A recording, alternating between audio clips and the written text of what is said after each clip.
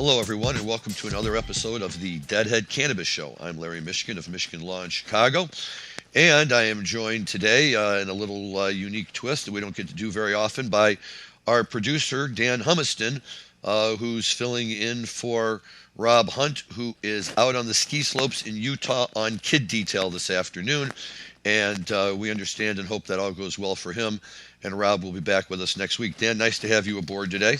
It's great to be here. I'm always on the other end of this, so it's nice to be able to chime in. For sure, and we've got some interesting things to talk about. I know stuff that you've had some interest in. So we've got some very, very good news stories today. There's a lot going on in the marijuana world, most of which I would say is very, very positive, and it's always nice to be able to report on positive news because Lord knows there's more than enough bad news. Once we get through all of that, we are going to be focusing today on the Grateful Dead's performance from January 10th, 1979 at the Nassau Coliseum in Uniondale, New York, out on Long Island.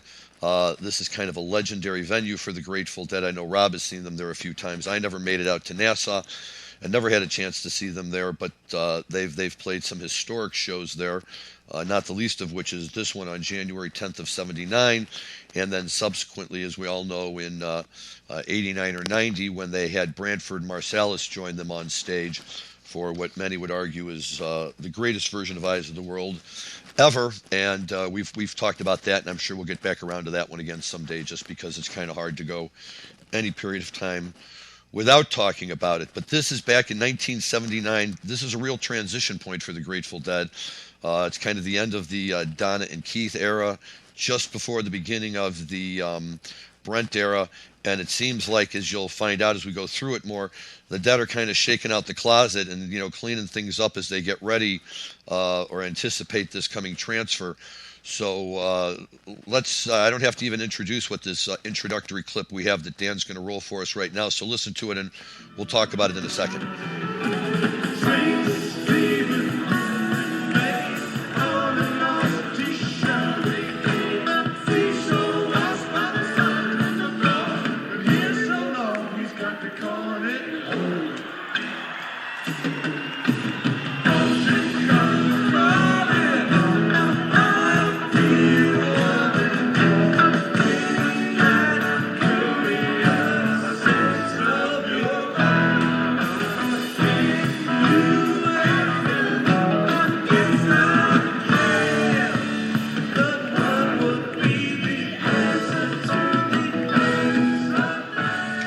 That's just good stuff. First of all, St. Stephen is always fun to listen to. Second of all, this is a great version.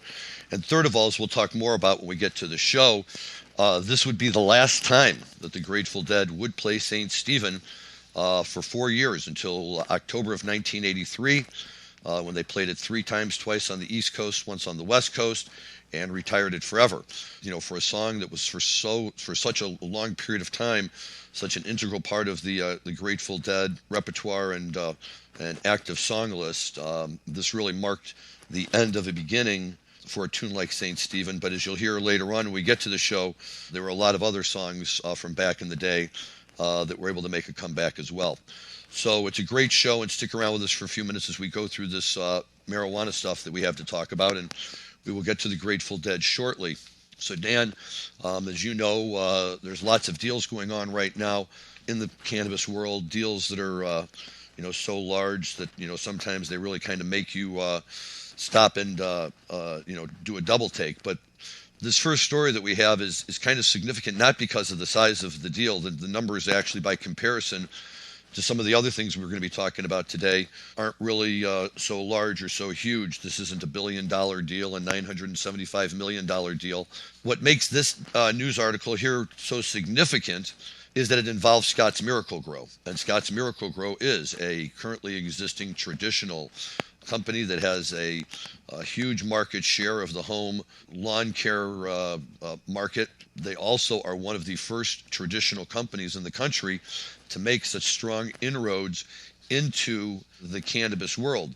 They have a New York-based company called Hawthorne Gardening Company, which is a hydroponic business, and they also are becoming a major supplier of equipment for producers and cultivators in the cannabis market. as well as looking into their own potential cannabis holdings at some point in the future. What makes this story so interesting now for Scott's is that we see the way that big corporate America works as compared to everybody else, because the story starts by pointing out that they have, or they're expecting through their Hawthorne Gardening Company to experience a decline of about 40% in business this year because of a quote-unquote slowdown in the cannabis market and supply chain disruptions. Now, the supply chain disruptions are familiar to all of us. Slowdown in the cannabis market, I guess, I understand that overall, maybe on certain levels, certainly in states like Illinois and others that we've been talking about in the past with Rob and with Jim Marty. None of us have really seen significant slowdowns in our industry. But nevertheless, Scott's Miracle-Gro is saying, yeah, we're going to be experiencing a decline of about 40% of our business in the cannabis market. But at the very same time, they're moving to expand their cannabis holdings by purchasing a company called Lux Lighting for $215 million and a company called True Liberty Bags for $10 million. So Lux is a leading provider of lighting systems for growers. True Liberty provides liners and other storage solutions for dry and cure cannabis plants.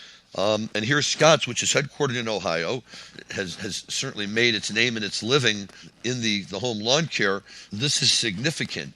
Not only are they active in the market, but even in the face of a decline of about 40% of business in their primary cannabis entity, they're still looking to expand, which can only be positive and has to suggest that these guys are looking at the market long term and are excited about that. And in fact, they go on to say that Scott's is expecting that the Lux brand that they've just purchased will add up to $100 million in sales on an annualized basis, which plans to market and distribute the brand up and down the East Coast and some of the emerging cannabis markets. So this is the way big corporate America operates, Dan.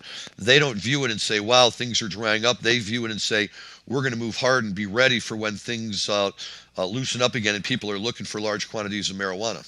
Yeah, well, this kind of builds off of a story that happened back in August. That I don't know if it kind of flew under the radar, but there was a branch of Canopy Growth, the large Canadian cannabis company, was called Canopy River, and that was their capital company, and they used that to do acquisitions, and I think it was sort of an arm's length relationship. Well, Canopy River divested their relationship with Canopy Holdings or Canopy Growth and formed RIV or RIV Capital, so that with the sole goal to create a MSO in the United States. So they're moving out of Canada and they're moving into the United States. And one of their first investors were Scott's Miracle-Gro through their subsidiary Hawthorne. They put $150 million into that fund. So there's a lot of pieces of this puzzle that if you're looking at it too closely, you don't see them. But if you can pull back a little bit, you can see Scott's Miracle-Gro has a lot of interest in this industry. And just by the fact that they see a 40% drop, but that doesn't even slow them down a bit. They got a lot invested in this, and it's really exciting for us because finally, the outside companies are like, we got to take a chance. We're going to go in this. We're all in. That's true, and and it's great to see that this is just another big step in the road to normalization that people can look to and say, Ohio has its conservative roots certainly. Although it also has its pro-marijuana advocates as well. But when you get a company that's based, in that part of the country, that becomes so successful and big, and then decides that it wants to expand into this cannabis stuff, that just adds so much credibility to the industry. In places where people, who are big Scott's Miracle fans, but not necessarily marijuana fans, now stop and say, hey, look, hopefully what they're going to say, right, is, look, Scott's is into it. They wouldn't be getting into something if it wasn't good. So, I like to think that it's a positive move. And, as long as they're not forcing mom and pop shops out of business, which they don't seem to be doing yet, then I, only see this as a plus for the industry. And, as more big companies start to be willing to put their name behind products in this industry, it's going to make things much easier to normalize and get investment dollars for the smaller businesses. Good news. What else we have? Okay, well, another one that we have, and this is interesting as well, because we have the Edmonton, Alberta-based company Aurora Cannabis that is doing business, interestingly enough, with Israel. And the business that they're doing with Israel is they are shipping medical marijuana to Israel. Because, as it turns out, Israel is one of the fastest expanding medical marijuana markets in the world. They have had medical marijuana for a while, and now the program is expanding to allow more people in. They don't have adult use in Israel yet, so a lot of people are going at it through the medical marijuana angle. Israel has become, one of a very small number of meaningful import markets for the medical cannabis world.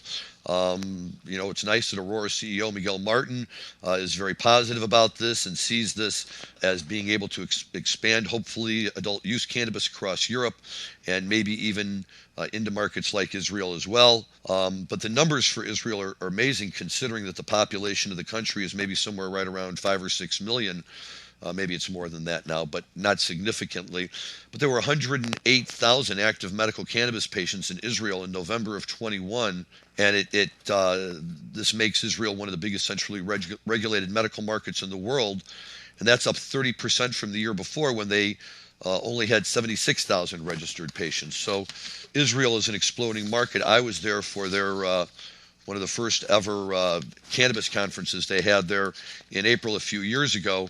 And although I've been to Israel a number of times with family and camp and things like that, as a return to the Jewish homeland and to visit family and friends, to actually go there for a cannabis conference was a pretty amazing experience. And it's just great to see that the market is so strong that they're reaching out. And it's always great to see that there's countries that are willing to do business with Israel and help them with their market. I think the real question is, at what point will Israeli cultivation be up and running to a point where they don't need to be making these purchases from outside the country? They can be supplying them from wherein. And it's going to be interesting because what the article points out is that dried flower, as we refer to it, flower accounts for 89.2% of all approved cannabis treatments in Israel, meaning it's a predominantly dry flower market, and extracts, which account for just about the other 10%, have seen very little growth. But by my way of knowing and understanding Israelis and Israeli sensibilities, I think that just makes more sense to them as well. If you've always been a marijuana smoker and you smoke flower, sometimes it's kind of hard, to really grasp the extract, and it doesn't smoke as well. You can't roll joints, you can't do things like that with it. So, but it's just really, really nice here to see Israel factoring in a significant way into the international cannabis market. Yeah, the other thing that's really exciting is that the larger companies in Canada, they took a pretty good beating, because I think they overplayed the fact that Canada was an export country. And while that's such a great benefit, it only is a great benefit if there's an import company out there willing to take your stuff. And at the time, there really wasn't. So this is a real shot in the arm for the Canadian market and a lot of the Canadian companies that have been kind of struggling, because there really wasn't any place for them to send their excess capacity. And now this is an opportunity.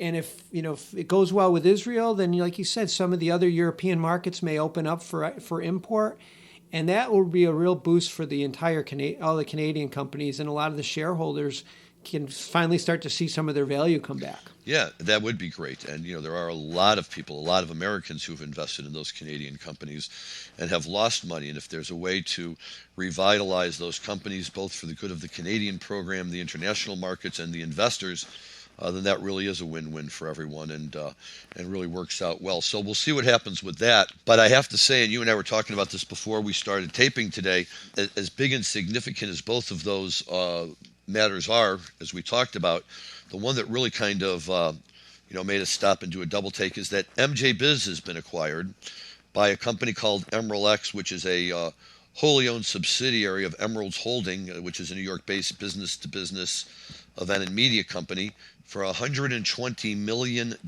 in cash, plus potential earnouts, which says here could be worth as much as another $20 to $50 million. Now, this is just amazing because MJ Biz were one of the first guys on the scene when this all began. They started the MJ BizCon, the one we were at in 2013, Dan, in Seattle, I think was the second one ever. They had one the year before in Denver that I think they said drew about somewhere between 70 and 100 participants. As I recall, we had about 600 people at ours. And now we saw the numbers for this one this past November, more or less still in the midst of a COVID pandemic, and it looks like they had almost 30,000 people at that one. I know the last one I was at a couple of years ago, they had over 40,000 people. So these guys have just really done an absolutely, amazing job. Chris Walsh and Cassandra Farrington and Ann Holland and the job these guys have done in promoting themselves and getting out there. And I usually throw credit out as we're going along, but knowing we'd get to this story today, MJ Biz is the primary source for most of the news stories that we report on and we talk about. And we find the quality of their stories, the timing, and the interest levels all to be very, very well suited for the type of audience that we're trying to reach. And as far as we go, things that interest us and our client bases and everything that we're doing. And I've gotten to know Chris and Cassandra a little bit over the years. Cassandra was in Israel at the conference that I attended, and just couldn't be happier to see this work out so well for them in terms of really kind of cementing their place as one of the founders of the cannabis mass media market. And I know you've had some experience with them, Dan, particularly in your former life as a show promoter for Cannabis World Congress. So, to you, this type of a deal must have a real special resonance to it. Well, it validates I started the Cannabis World Congress Business Expo in our first show was right after their show in Seattle. So we did one in Las Vegas in June of 2014, so about 6 months after their show in Seattle. And I remember at the time, so many people saying, well, why are you doing this? Why would people want to go to this? And you just knew it was a good idea.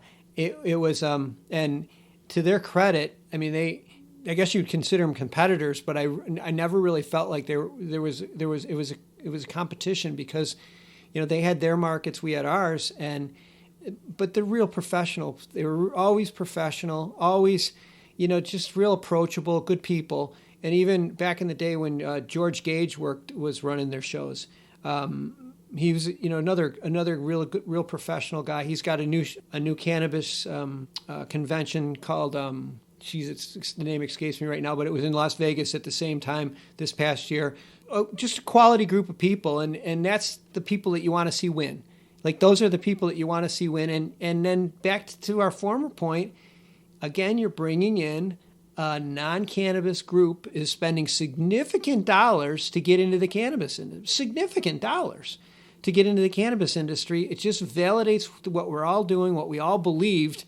All those years later, we can sit there and say, we were right. We knew it. We were right. I don't know if that gets us anything, but that's what makes you feel better that, that we were right. Well, you were right. And MJ Biz has just done a great job. They talked about how MJ Biz's revenues in 2021 were approximately $27 million, which they say was pretty much their pre-pandemic levels as well. So they really put together a great business plan and an idea for how they were going to take their way through this pandemic, and obviously succeeded. The good news for those of us that still rely very much on them as a source of our cannabis news and who enjoy being able to attend MJ BizCon is that the current leadership team and staff is going to continue under the new ownership.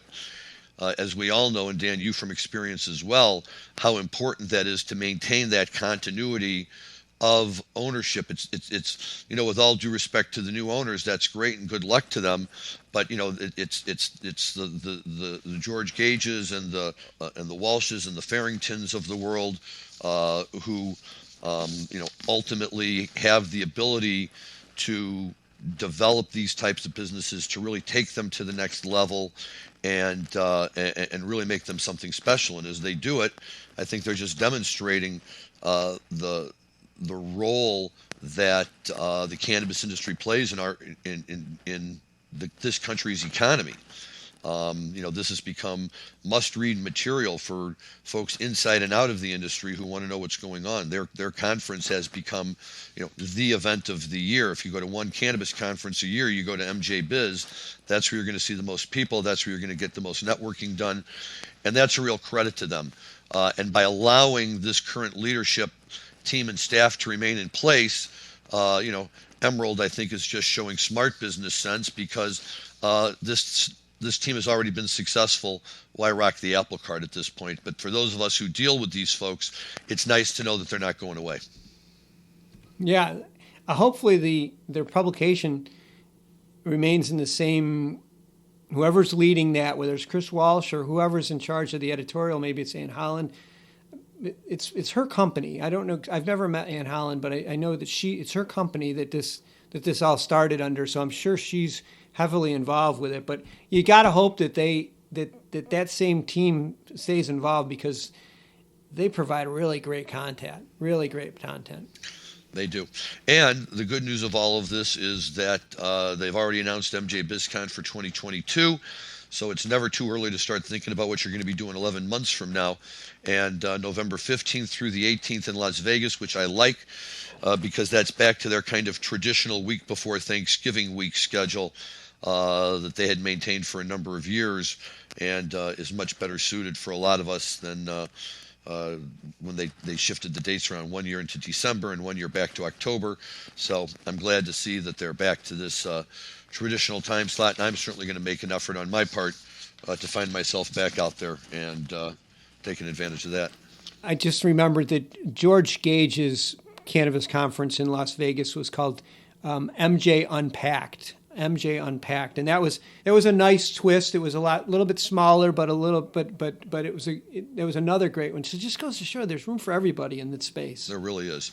There really is, and people just have to be patient and look for the right opportunity. So, this is a good day of marijuana news. A lot of great business deals going on in the industry at prices that reflect real value, and people really accepting this industry as coming along. And it's always nice to see when one of the original companies has an opportunity to cash out at a price that justifies the value that they've brought to the industry. So again, congratulations to our folks at MJ Biz, and thank you for being the source of our news stories. You make us look good, so we're glad that you do well also.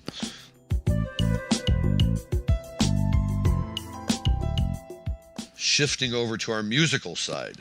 What we want to talk about today is the Grateful Dead.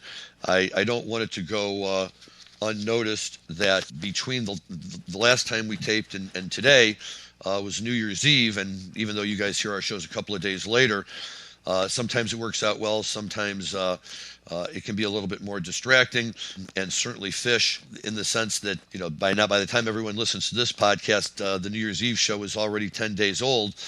But I just think that it has to be mentioned how they were able to put this together in this ninth cube idea, and the opportunity to actually be able to listen to live Fish, and I think it's always going to a certain degree, lack the energy you get when you have a huge crowd screaming behind you as you break into tunes that everyone desperately wants to hear. But these guys do a really, really good job in this type of a situation. There was a lot of lighthearted banter and other stuff going on, and I think they really had a good time. And it made a really nice evening for all of us, especially those of us whose football teams lost on New Year's Eve. I'm still a big Go Blue fan, but the Dogs had their day. But afterwards, to be able to just go and tune into Fish for a while was very enjoyable and a nice way to bring the emotions from the not very hard-fought game back to a normal level. So hats off to Fish for doing what they do best, and that's just creating fun for people and living up to the moments. Larry, was the Fish concert, did that roll right through New Year's on the East Coast, or did it end before the Stroke of 12? No, it did. The show started, I want to say, at 8:30 East Coast time, and they actually played 3 full sets like they would have if they had been playing in Madison Square Garden. So timing-wise, it took them through New Year's Eve, yes. Oh, that's kind of neat. So you could have had that playing in the background during your party. That's great, yeah. What a good idea. You know what, it's for a lot of people it'd be kind of cool if they simulcast their concerts on New Year's Eve, because like I said, you'd have that playing in the background or you could play that music could be playing during your New Year's Eve party. That'd be fun. Yeah, it does. And the truth of the matter is that, they do it. I mean, the Dead did it for years and years on, regular commercial radio because that's all there was. But, the big rock stations in Chicago would always, fight over who was going to get to play the Grateful Dead's New Year's show from California. And it used to be on a network, I think, called Westwood One. And they did it, but, they would pick it up every year. And of course, timing-wise, it was always a little awkward because the Dead would typically come on at New Year's Eve around 10 o'clock in the evening, which was already midnight in Central Time and 1 a.m. on the East Coast. So by the time they were counting down to midnight, we were at 2 a.m. And if we stayed up to listen to the whole show, it would sometimes run until 4 or 5 a.m. But, once kids came along, dashing off to all of those shows never was much of an option anymore, at least not in the short run. So it was nice to be able to have something to fall back on and still be able to catch some of the shows. So Fish is just kind of carrying on a proud tradition there, I think, and it's nice to see. And although the fans are disappointed they didn't get to go see them live, this is certainly the next best thing. The other big musical event is problematic going in the other direction, because between the time Dan and I are taping this today and when you listen to this on January 10th, the first weekend of Playing in the Sand will have transpired down in Mexico. And this is all very interesting because it is scheduled for this weekend and then the following weekend. And I know they completely sold out. In fact, they sold out on their just providing tickets to all the people that had been to shows at Playing in the Sand in the past and were given the first option. I think that pretty much sold them out before they even really got to the public. But of course, with everything that's going on now with Omicron numbers and concerns over traveling and leaving the country, I was wondering, whether the shows were still going to be on, whether they would consider postponing them like Fish did with New Year's Eve, or what might happen. Of course, you come to realize that Playing in the Sand is a little bit more detailed, and they're booked into these resorts with these special rooms and all sorts of stuff that they get. And, if you try and do it 3 or 4 months later, the stuff is all booked up through the season. And I guess this is their only way to do it. It's a lot of money that would all have to be refunded. But hey, look, if they're going to put into place protocols like they say they're going to have for testing and vaccinating and all of that, then I suppose, if it's a risk people want to take, God bless them, and go ahead and do it. I did hear that they are offering full refunds for folks who are nervous about doing that kind of traveling, which is interesting, but the right thing to do. And we will hopefully all know more because our intrepid former host, Jim Marty, I can't remember if he said if he was going to the shows this weekend or next weekend, but he will be down there for one round of the shows for sure. And we will be very excited to hear from Jim when he gets back. He'll call in and give us an update on how it all went down, both musically and procedurally, whether they got that all taken care of. So lots of fun things going on in the Dead world. Yeah, you were talking about going down there like a year ago. We were we actually, I think we even talked about doing our podcast down there, but things just too unsettled right now. There's just too unsettled. Yeah, I applaud anyone who says, that they feel comfortable going down there. By all means, go and enjoy yourself. If you're going to go look for a place to escape for a little while during the pandemic, Dancing on the Sand with the Grateful Dead is a pretty good place to be. And if the band is okay with it, then God bless them. Hopefully they'll all do it the right way, and everybody will come out of there having had a great time and all very healthy. But we will get updates and we will report on that as we go along. So today is January 10th. Quick birthday shout out to my brother Stephen, who was born January 10th in 1969. So he's getting up there in age now too. I've gone to many a Dead show with him. We will keep each other advised as to when the latest box sets are being released, so that neither one of us misses it. But he has a January 10th birthday, so I hope he has a great day, and a shout out to him. January 10th, 1979, the Grateful Dead played at the Nassau County Coliseum. We talked about that a little bit before. We heard on the intro the clip from St. Stephen, which was the last time they played St. Stephen until October of 1983. And for me, the cool thing about that is I was at the show in Madison Square Garden in October of 1983 when they broke St. Stephen out again for the first time since that show in Nassau. And that was my 10th Grateful Dead show I ever saw. And out of about 110 or more so that I ultimately saw.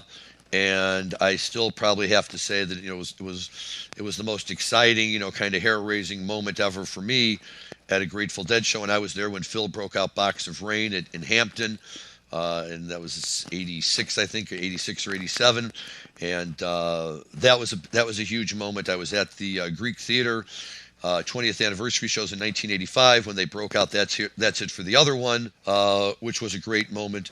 But St. Stephen was really kind of the lifeblood of the band, and it had a status far beyond many of the other Dead songs. And I think that was just a spillover.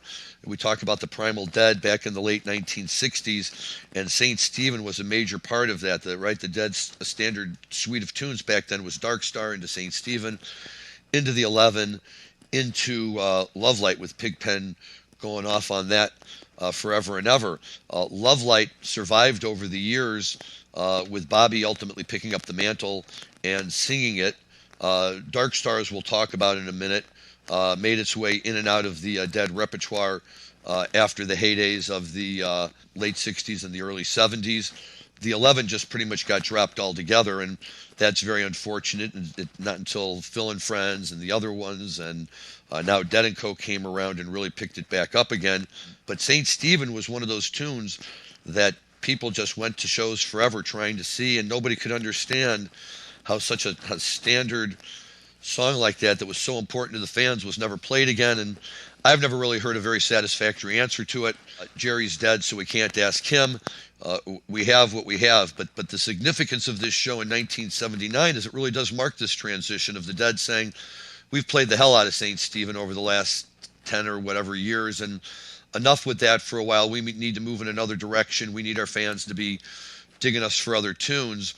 But just to show that they're, equal opportunity about that, you have to remember that this show that we're talking about right now, January 10th, 1979, is just 10 days, really 9 days, after the New Year's Eve show that we were talking about a week or two ago, the Farewell to Winterland. And when we closed out that show, we played the Countdown to Midnight as kind of our lead out, and for everyone to lead into their New Year's celebrations.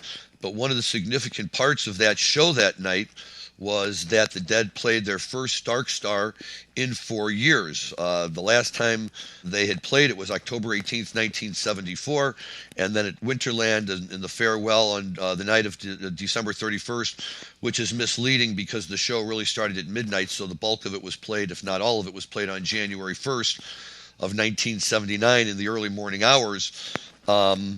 But the Dead broke out another Dark Star there. And, of course, the significance of that Dark Star is this is now the first Dark Star on the East Coast in 4 years. When they had played it 10 nights earlier at the Winterland, that was out in San Francisco. So, of course, all the New York fans had heard about it by that point.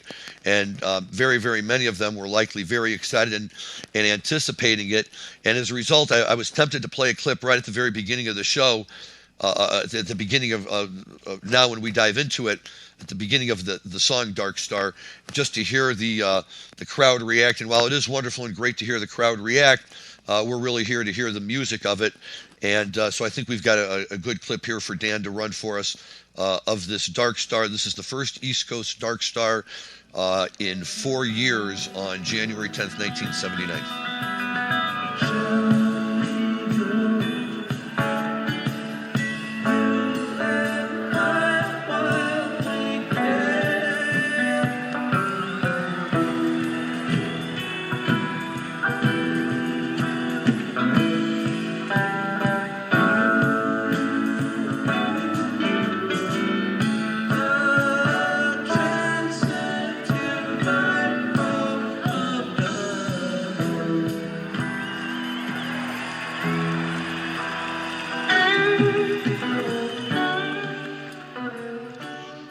Yeah, Dark Star, you can recognize it a mile away. You can hear the crowd. This is already mid-song, and they're still screaming and yelling.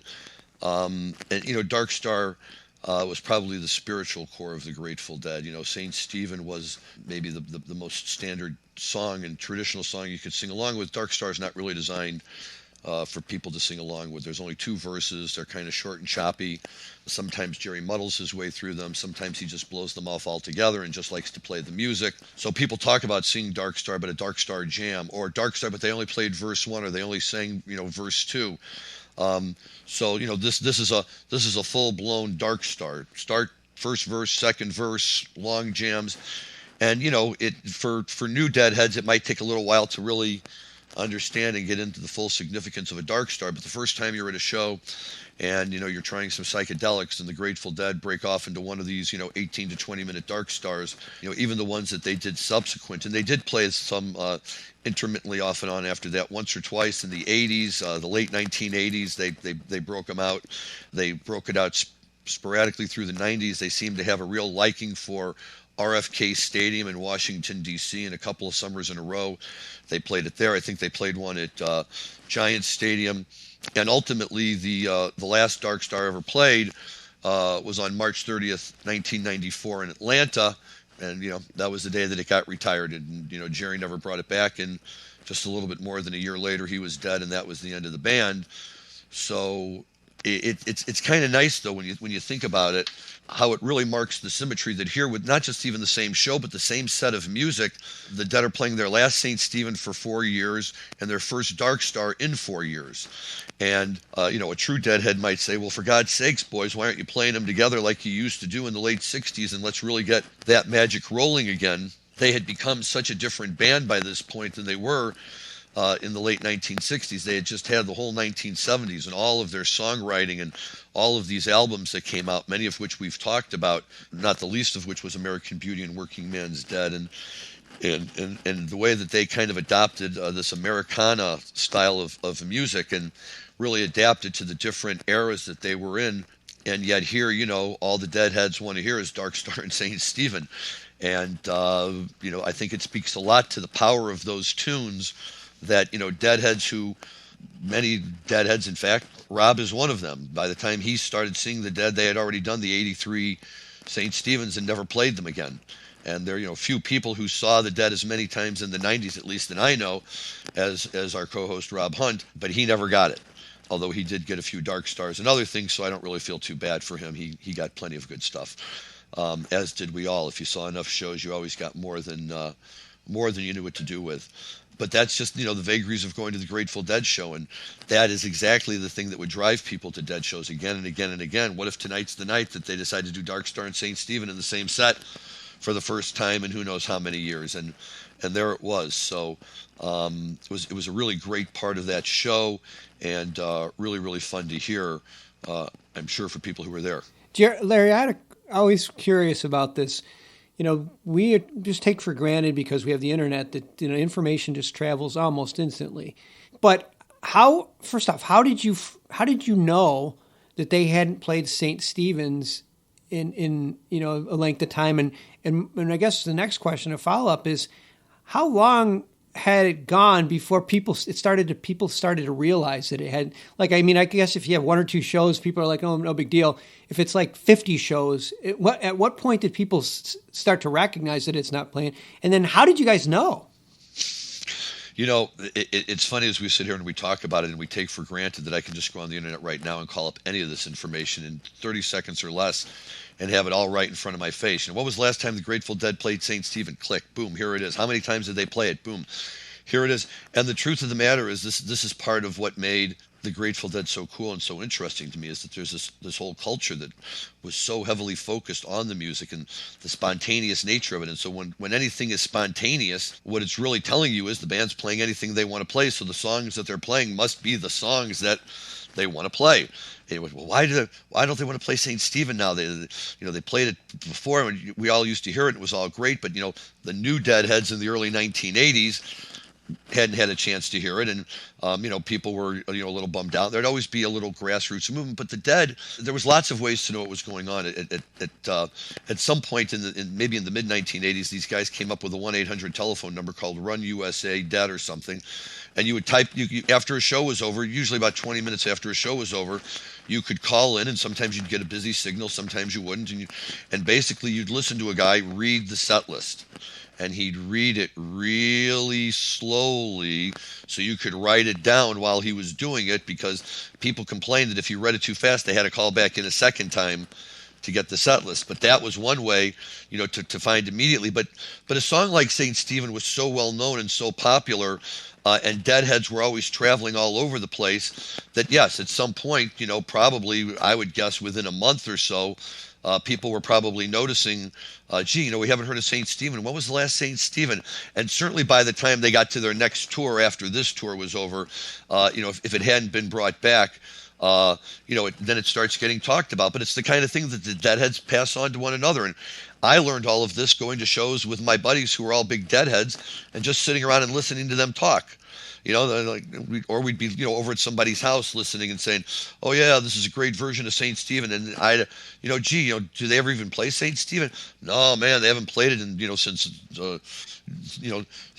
January 10th, 1979, dude. That was the last time it was. And then, you hear it from a few other people, and eventually, I had no way to independently verify it, right? I couldn't go back and check set lists until the first version of Dead Bass, which was the first official compilation of set lists of Grateful Dead shows that really went through and compiled them all. But my recollection is that was already, we're talking mid to late 80s, but even back in the 70s, and right from the beginning, the Grateful Dead music just attracted the kind of people who, Rob says it really well, music nerds, people who love the music, but it's more than just the music. And that's why, and I know we've beat this comparison to death on this show, and people do all the time, but it compares really well to baseball, and it's just that kind of thing, because every time you go to a show, something's going to be different. Something's going to be different. So record keeping becomes really, really important. And the people who choose to do the record keeping, like Dick Ledvala and now David Lemieux, who do the From the Vaults albums, and are the ones who, really, go back and follow all of this stuff and kind of keep it going. And that's just the way that this band, but it's not just, now Fish and all of these bands, there's always, it's a hierarchy, but not a hierarchy in terms of who has more power. It's a hierarchy in terms of who has more knowledge, more firsthand knowledge. And it's one thing to say, "Oh man, I'm listening to this show, from this bar mitzvah party in St. Louis, and it's kind of cool." And then it's another thing to talk. We did a couple of weeks ago to talk to Mark Schlossberg, a guy who was actually there. And now you're hearing the firsthand account of what really went down. And for Deadheads, many of us, at least, we soak that up like sponges, because we live and die with all of this little oh, that's so interesting, they did that. And then, guys will even take it deeper and try and use that to show connections to, well, they were playing this song that way at that time, and this must have been the factors that were influencing them. Or, there's deep studies that go into all of this stuff that gets a little too deep and scholarly for guys like me.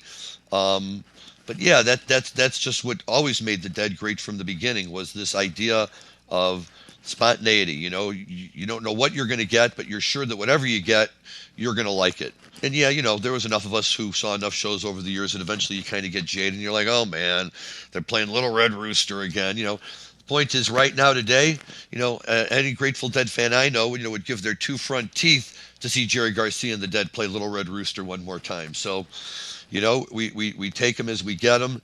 But yeah, this is always what's been so special about the Grateful Dead, and really drew us in on all of this. And this is just one of those shows that, again, I highly recommend, to our listeners, to go out. You can find it on archive.org. The entire set list is just so amazing to me. And even as a later day Deadhead, with the Dead shows that I was used to going to see, when you can get a second set at a Grateful Dead show that basically starts with Shakedown Street into I Need a Miracle, Bertha, Good Lovin', Dark Star, then into the drums, then Space, then into Wonderful Wharf Rat, then into the last St. Stephen they're going to play, a little Chuck Berry at the end. To me, that's a great show on any level when you can get a set list like that, and how well they've played it here. But you throw in this special history of their last St. Stephen, their first Dark Star for long periods of time. And, what's so wonderful, is with all of these tunes going back and forth, as you'll hear in a minute when we sign off and we play for the outro of our show a little segment from Shakedown Street, which at that time was just beginning to take off. The album was released in, I think, late 77, early 78. They were calling it Disco Dead. We've talked about St. Stephen, about Shakedown Street on this show a lot. But this is a Shakedown Street that's played with all the energy and excitement that you would expect from that tune, but especially when it was still so fresh for the Dead and for their fans. And to be able to be there at a moment as the Dead are kind of still figuring out what they're doing with St. Stephen and Dark Star, which have been part of their repertoire for so long, and then there's so many new songs that are just people at the time were like, oh yeah, this is that Shakedown Street, and I'm sure people loved it, but it still didn't hold a candle yet to songs like Dark Star and St. Stephen. But yet we're going to hear it here in a minute, and it's just so great that to me it really makes this a special show, and one that people should really take a moment to listen to, because you just get this great meeting point of so many different directions in the Grateful Dead history. It's really a lot of fun. Larry, I want to remind our listeners that we always have the links to the shows that we're playing clips from in the show notes. So if you're listening to the show and you're like, hey, you know what, I'd love to listen to that show, we have the link to archive.org to the show that we're previewing right in the show notes. So just go in there and click the link, and you'll be able to listen to the show. Excellent, even better. Then you won't have to try and figure out how to get there like I do, and I need my kids to do it for me. But yeah, great show. And Dan, that's all I got for today. Great to have you on the talking side of the microphone for a change. Always nice to be able to catch up and, get to hear your stories and remind everyone that, you're far from a novice in this industry you date back as far as I do and have had some amazing accomplishments on your own. So it's always nice to have you share some of that with us and with the listeners. Well, it's my pleasure to be here. Although I'm looking forward to Rob getting back, and also looking forward to Jim's review from Playing in the Sand. I think that's. I mean, we have a lot of exciting stuff coming up, and not to mention a lot of great guests. So, 2022 is going to be a lot of fun on the Deadhead Cannabis Show. I think so. It's already off to a roaring start. We've had a couple of great episodes already. This is going to be a fun one, I think, for people to listen to. And you're right. With the combination of Rob Hunt, really moving in now, and everything else that's been going on, we are really looking forward to great things for this podcast in this upcoming year, and hope that all of our listeners will be along for the ride. So then until next week, goodbye, everyone. Have a safe and healthy week. Enjoy yourselves and enjoy your cannabis responsibly. And now enjoy a little bit of Shakedown Street from January 10th, 1979. Thanks.